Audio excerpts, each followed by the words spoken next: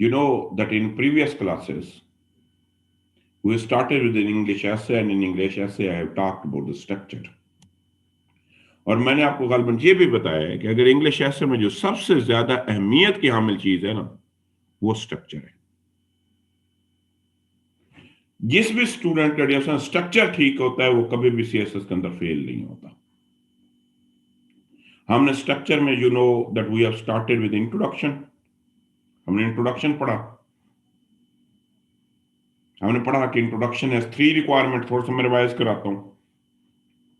पहले उसकी general statement होती है, जिसको फर्दर मैंने 2 में डिवाइड किया। मैंने आपने सबसे पहले टॉपिक को इंट्रोड्यूस करना होता है, दूसरे में आपने टॉपिक को डिफाइन करना होता है। फिर मैंने कहा कि एडिशन स्टेटमेंट होती है। अगर डिस्क्रिप्टिव ऐसे होगा तो वो प्राइमरी प्लस सेकेंडरी होंगी, और डियर स्टूडेंट अगर वो आर्गुमेंटेटिव होगा तो आपका स्टांस होगा, अपोनेंट का स्टांस होगा, उसको रिफ्यूट करोगे। और तीसरी रिक्वायरमेंट मैंने आपको बताई थी कि हर इंट्रोडक्शन के अंदर तीसरी रिक्वायरमेंट, तीसरी स्टेटमेंट होती है। जैसे जब मैं थोड़ा सा आगे मूव किया तो मैंने कहा we have body paragraph. Body paragraph is the paragraph that is always consistent on 6 to 8 sentences.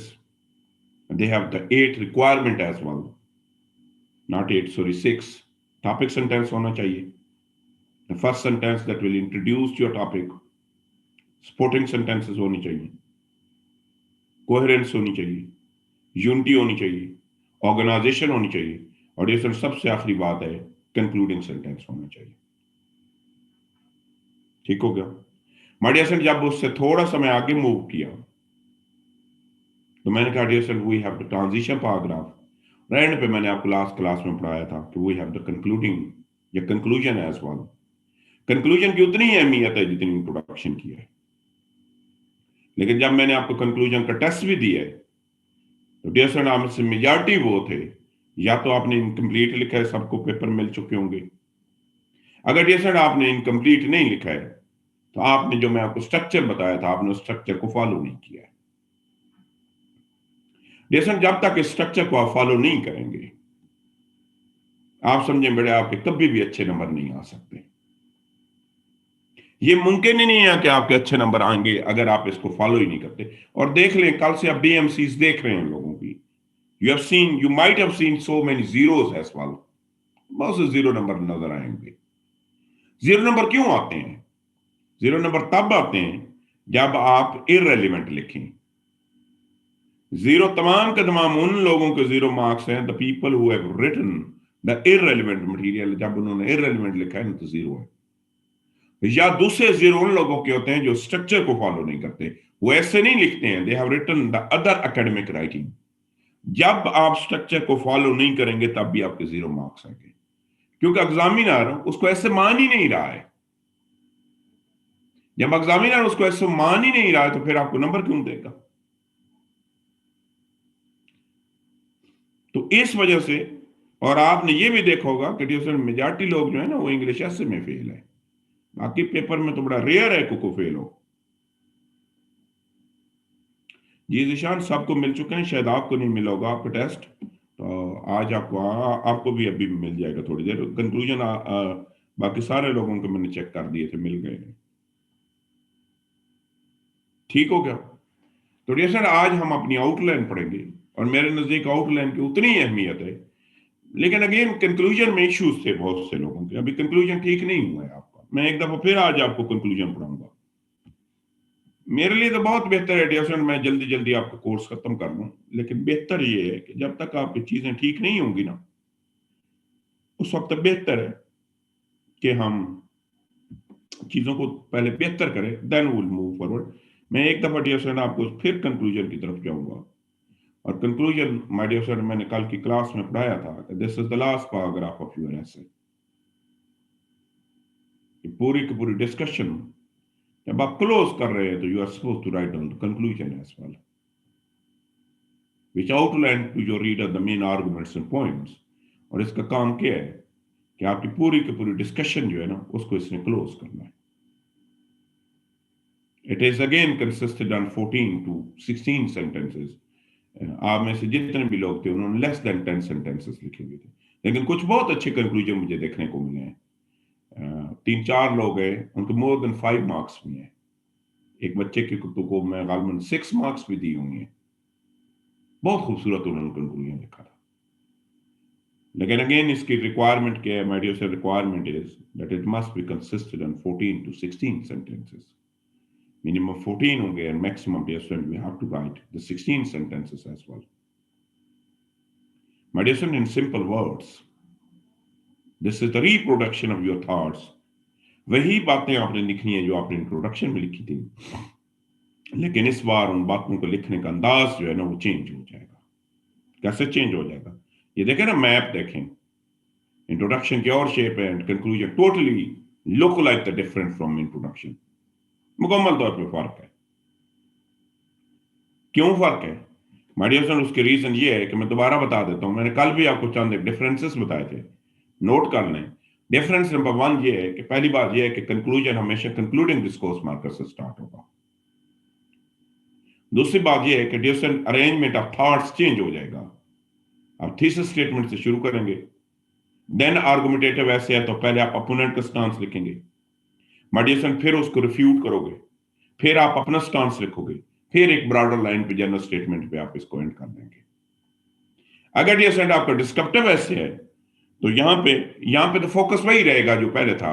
लेकिन डियर फ्रेंड अगर आपका डिस्क्रिप्टिव ऐसे है तो मैंने आपको पहले भी बताया था कि अगर मेरे ऐसे है टेररिज्म एंड इट्स काजेस, मेरे पूरे ऐसे के अंदर फोकस काजेस पे था, लेकिन अगर मैंने आउटलाइन में थोड़े से कंसिक्वेंसेस सॉल्यूशंस लिखे थे, यहां पे मेरा फोकस जो होगा वो सॉल्यूशन पे शिफ्ट हो जाएगा। ज्यादा चीजें जो है ना मैं सॉल्यूशन की लिखूंगा। Tone must be very optimistic,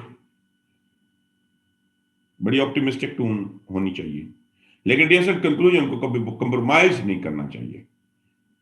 ये हमेशा ये एक स्टाइल, मैंने 2 स्टाइल बताए थे, दिस इज स्टाइल नंबर 1, और मैं आपको स्टाइल नंबर 1 नहीं अभी रिकमेंड करूंगा। अभी हम स्टाइल नंबर 2 नहीं लिखेंगे, आज सारे के सारे लोग स्टाइल नंबर 1 पे लिखेंगे।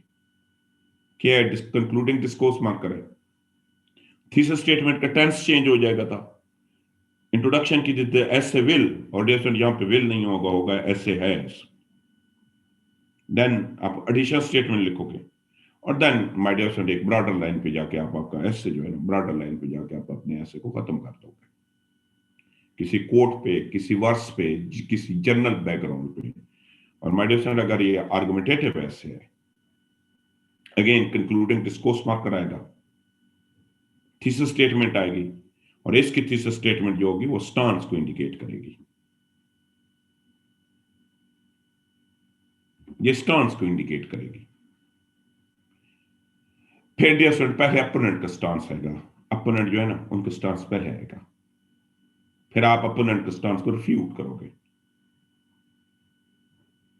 उसके बाद आपका अपना स्टांस आएगा, और उसके बाद डियर फ्रेंड आप इसको एक ब्रॉडर लाइंस पे जाके एंड करेंगे। आज जिस हम कंक्लूजन की प्रैक्टिस करेंगे, माय डियर फ्रेंड, आज जिस हम कंक्लूजन की प्रैक्टिस कर रहे हैं वो आर्गुमेंटेटिव ऐसे का कंक्लूजन होगा, क्योंकि पिछले में तमाम के तमाम मेजॉरिटी लोगों ने जो इंट्रोडक्शन लिखा है वो डिस्क्रिप्टिव ऐसे का लिखा है। 2 टॉपिक दूंगा, लेकिन मैं आज आपसे अगेन 2 चीजें मैंने नोट कर रहा हूं। एक तो बड़े सारे लोग भेजते नहीं हैं, मैंने आपको पहले भी बताया, मेरे लिए तो बहुत बेहतर है में से कोई एक भी ना भेजे। मुझे I I need always 3 to 4 hours, 3 से 4 घंटे मेरे आपकी क्लास के अलावा ये काम मैं बैठ के करता हूँ। एक एक आप देखा है मैं लफ्ज से करता हूँ।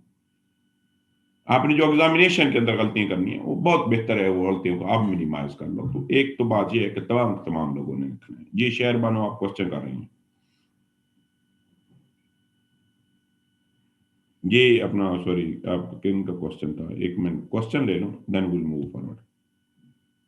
नहीं है क्वेश्चन, तो जब तक माय डियर फ्रेंड आप तमाम के तमाम लोग नहीं लिखेंगे तो फिर अगेन इसका वो कोई एडवांटेज नहीं होगा। टॉपिक लिखें तमाम के तमाम लोग। जी हनान बताएं। सर ये जो डिस्क्रिप्टिव ऐसे के पॉइंट नंबर 3 है, additional statements primary and secondary. Sir ये वाली प्राइमरी और सेकेंडरी और जो इंट्रोडक्शन की प्राइमरी एंड एक ही सेकेंडरी हैं होती हैं, बेटे, वही एक ही हैं। होती हैं। जी जी, और सर ये सर स्पेसिफिक और जनरल भी? वही होती है जो पीछे थी। सर इंट्रो वाली ना? जी इंट्रो वाली, लेकिन उसके अगेन अगर इंट्रो में जर्नल कोटेशन थी तो यहाँ जनरल बैकग्राउंड इंफॉर्मेशन से लिख दो, उसी को ना लिखो। इंट्रोडक्शन के अंदर बेटे जो प्राइमरी काजेस थी, इधर भी जी वही सर। काजेस रहेंगी, लेकिन उन काजेस की अरेंजमेंट चेंज हो जाएगी। और दूसरा बात है कि उधर काजेस पे ज्यादा फोकस था और इधर सोल्यूशन पे फोकस चेंज हो जाएगा। सही है सर, थैंक यू। हनान का क्वेश्चन आप लिखें टॉपिक, मैं यहाँ पे टाइप कर देता हूँ, लिखें इंफॉर्मेशन टेक्नोलॉजी।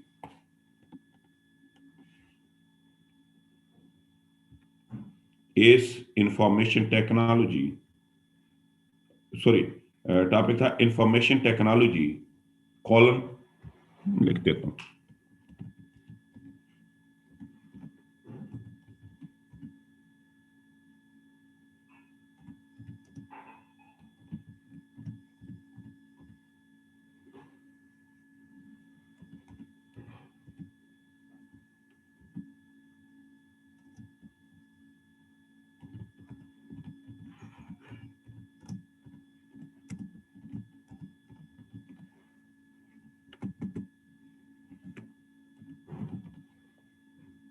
नहीं, इसको आसान करता हूँ, एक मिनट मैं थोड़ा सा इसको आसान करता हूँ।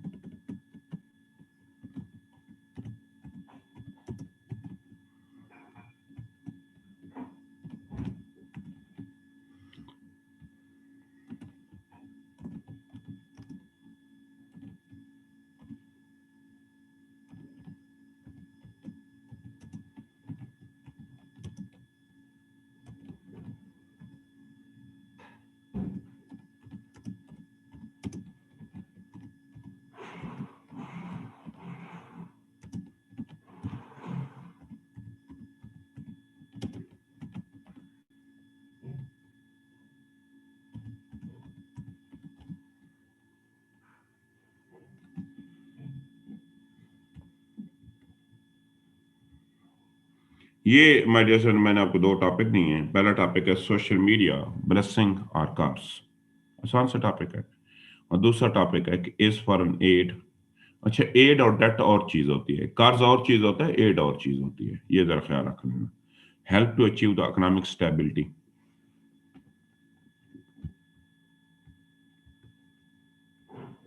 मिनिमम डियर स्टूडेंट, एंड पे अपने सेंटेंस काउंट भी लिखने हैं। मिनिमम 14 सेंटेंसेस होने चाहिए, नॉट लेस देन 14।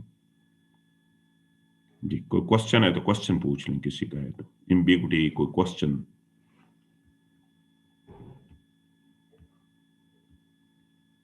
ये मुझे 9:30 तक मिल जानी चाहिए, तब जाके मैं आपको चेक करके दे सकूंगा।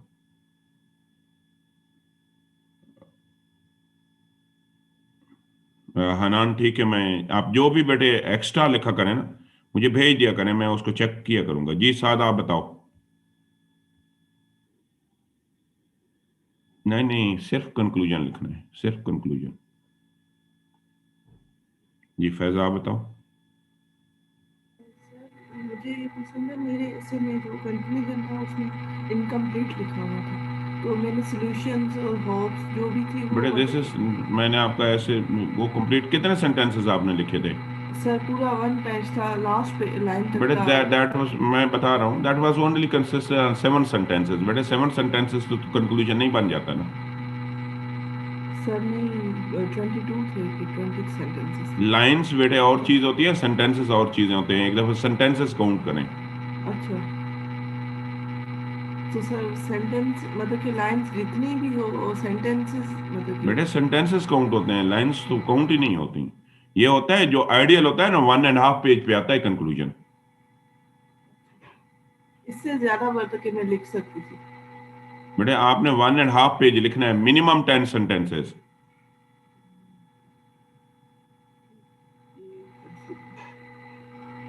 ना ना, आप बताओ।